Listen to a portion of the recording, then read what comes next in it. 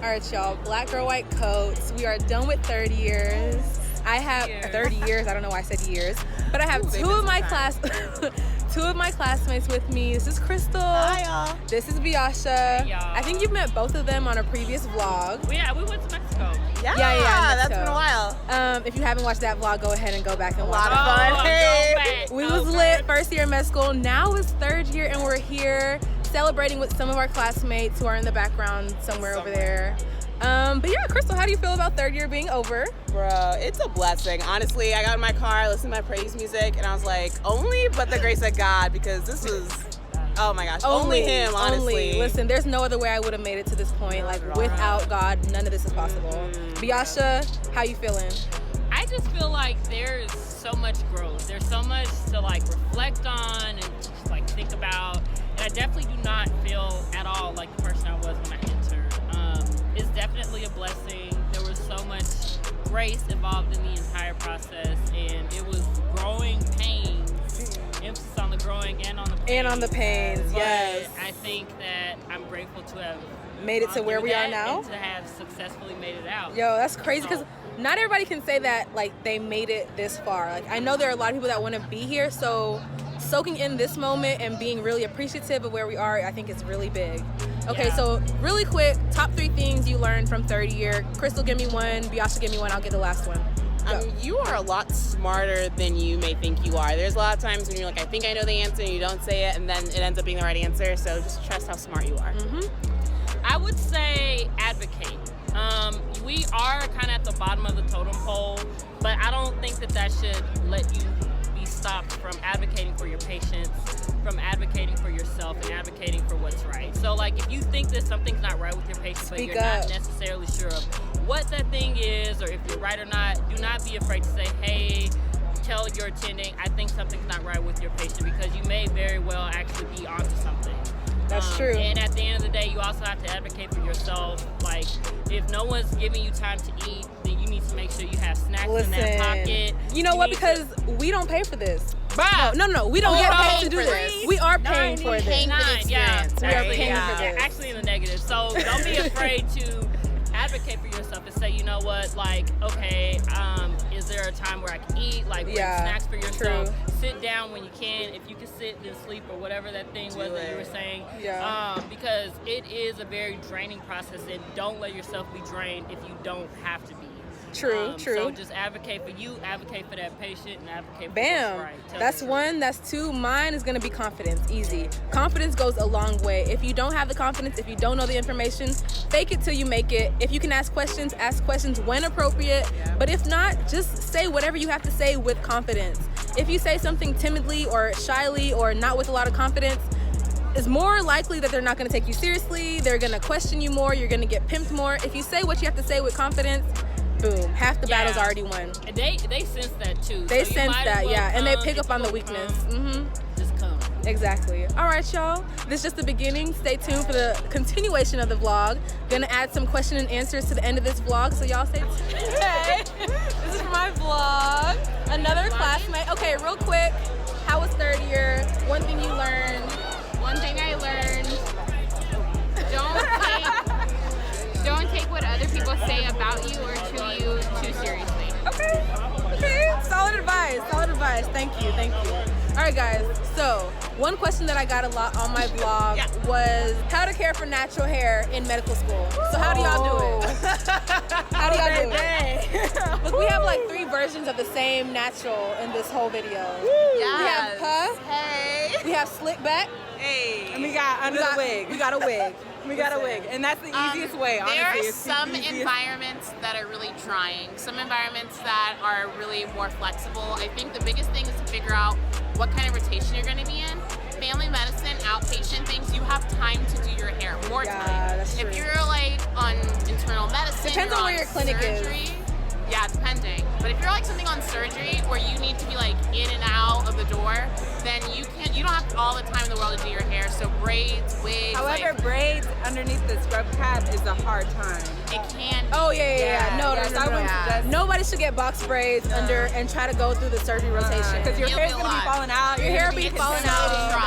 And then what? The scrub techs will be looking at you like you're dirty. And then you got a braid hanging out of the look. But I think not. take into consideration how much time you actually have, and then from there, just like know that people will accept you no matter what kind of hair you've got going on. All right. Okay, favorite natural hairstyle for third year? A puff, easy to go. I can moisturize it really quickly, and I'll be great for no matter what. I disagree. It's a small twist. It's a small twist all day. Small twist was definitely your Small go-to. twist. Yeah. Like you can wear them all week, and then like that Thursday or Friday you can Twist wear them out. It's a twist out. Boom. It's beautiful. It's a I would beautiful just like to twist say out. she asked me what my favorite style was. Okay. That was Alexa's answer. Yeah. So mine would be a wig. Wig is my go-to for sure.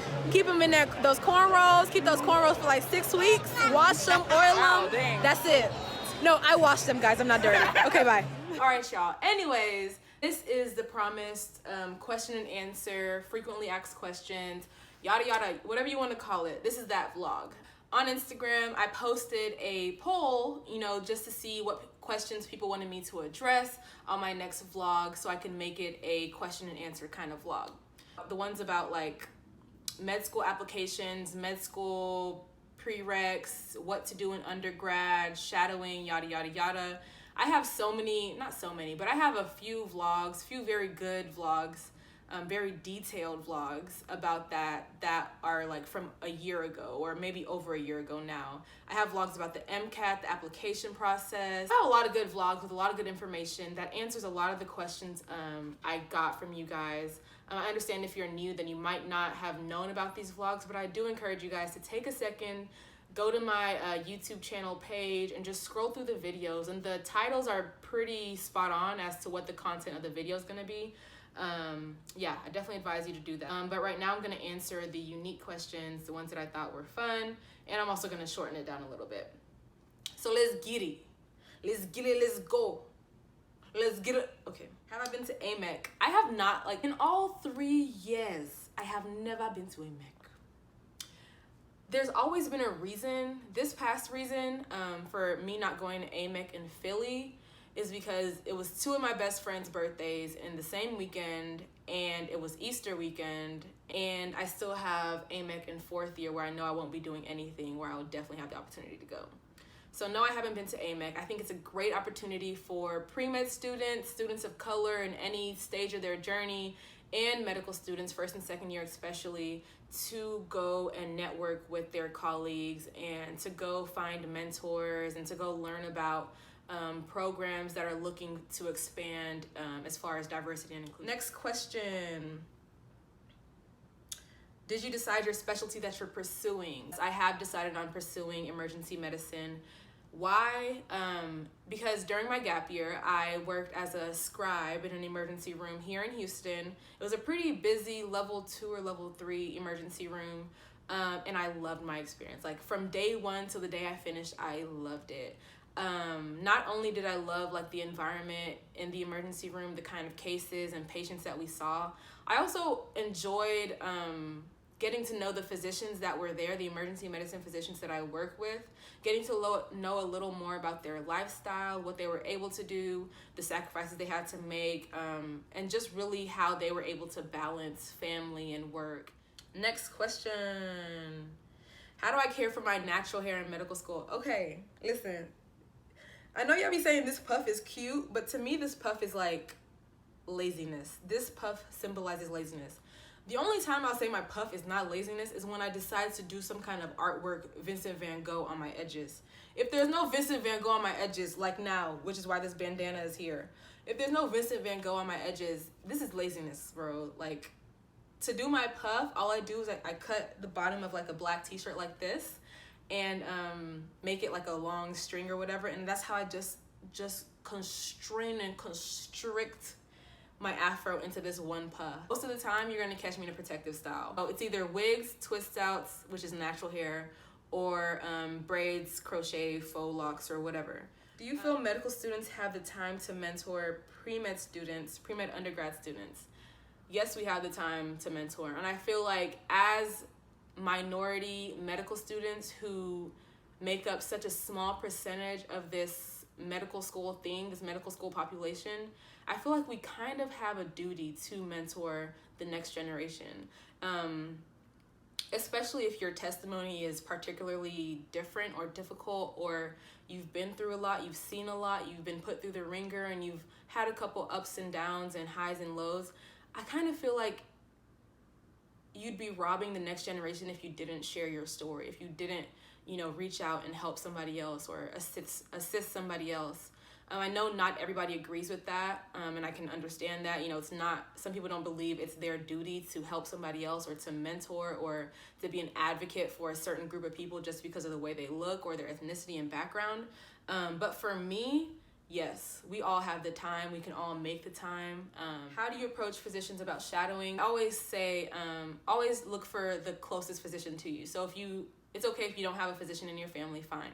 But your mom probably has a physician, your dad probably has his own physician, you probably have your own physician, if you're a woman, you have your OB-GYN. If you're not a woman or you're anybody, you should have a primary care physician. Start with them first. When the next time you go to your appointment, the next time your parents go to their appointment, cousin, baby daddy, whatever, ask their physician if they would be okay with taking on a student, having you shadow them in the clinic or the hospital, whatever. Honestly, more times than not, I feel like they say yes. You just have to be bold and take that step to ask. The worst thing they can say is no. It's not like they can hold you back from med school. They can't hold you back from getting this paper, getting this cheddar cheese mozzarella. You know what I'm saying? So just ask. Just be courageous and bold and ask.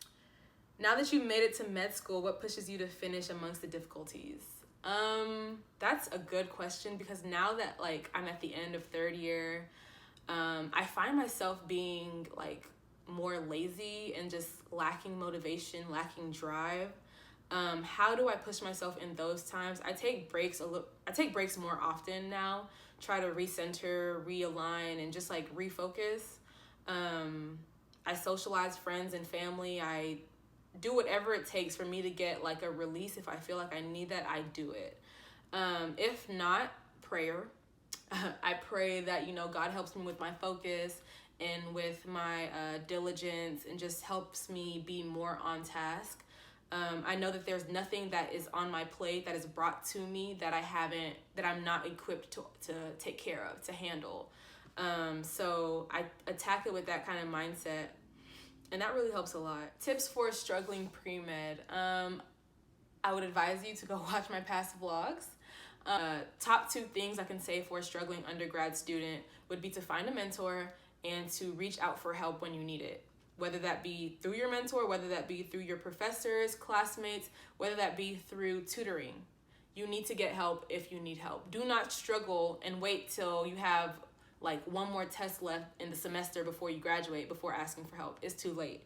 That's not gonna take your 43 to an 86. It's not gonna happen. So reach out for help in the beginning. Do I have or want any pets? No, I don't have any pets. I live alone and I'm in medical school, so I would be neglecting anything that I choose to bring into this household. But I do want a doggy. My brother just got a dog, a doodle. Y'all should follow him on Instagram at King the Doodle. And that is my dream dog. So whenever I have a more calmed down, stabilized life, I will definitely be getting a pet. I have summer plans. So third year going on to fourth year, you are able to create your schedule for the most part. For me, it's going to be very emergency medicine heavy. I have a month to study for step 2, and right after that, I go into emergency medicine at my home institution. And then I'm going on 2 aways. So 8 weeks, I'll be doing emergency medicine in 2 different states. And then when I come back, it's back to school. So I don't really have a break until Christmas. All right, we're finishing this up. I'm skipping a lot of questions that seem like I've already answered this. Application tips, see previous vlog. What is med school like? See previous vlogs. Natural hair, talked about that. How was undergrad? At any point was your GPA affected? Ooh. Okay. Okay.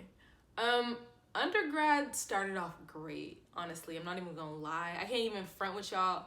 I was a 4.0 student until I wasn't. I was a 4.0 student through first semester, second semester. I did 2 semesters in summer every summer. So up until like the last 2 semesters, I was a 4.0 student, and I held so much pride in that. And then I don't know what happened. I got into a relationship. I was more, on the scenes or whatever. I don't know if y'all still say on the scene, but I was on the scenes, had a great time in college, got a little bit more into partying, prioritized studying less, crammed a lot more. And I'll never forget it, human physiology was the first class that like dropped my 4.0 GPA. And I was devastated. I called my mom boo. I was sobbing. I was the girl sobbing on Baylor University's campus, just walking to my apartment or walking to my car or whatever. Yeah, that really crushed me. And I know like it's not even that bad. I know that my GPA was still good. Like I don't even care. That to me was like the end of the world. It's probably a lot of psychological issues there. I'm not sure. What GPA do I think is too low for med school acceptance? That's a tough one because I don't know. I can't answer this question. I'm not going to give a firm answer before people start persecuting me on this hair app, on YouTube, on Instagram, in my DMs, in my emails. I will not be persecuted for you people. But I can say that I've seen and heard it all as far as GPAs go. And because I have seen and heard it all, because I've also heard the stories that come after that. So a story, for example, like went through undergrad the first time, was majoring in something not related to med school, didn't even know I wanted to go to med school, wanted to be like a business major. My GPA was like a 2.5 or like a 2.8. Later on, decided I wanted to go to med school, went back, did my prereqs, and then scored higher, ended up pushing up my GPA to a 3-point something. So there's always stories like that, like the first go round or the first years or whatever, their GPA is kind of low, too low for med school. But then you always have to find a way to improve that. Either you retake classes, you go back and you retake your prereqs.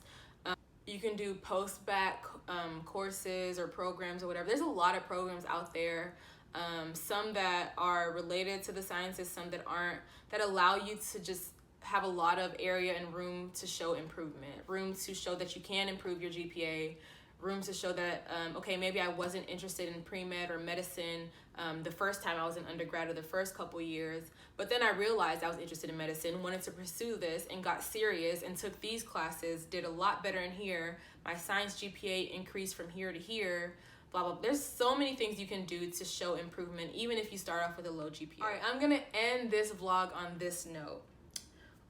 What's the thing that surprised you the most about medical school or about the medical profession that you didn't know prior to medical school? Like, I don't know.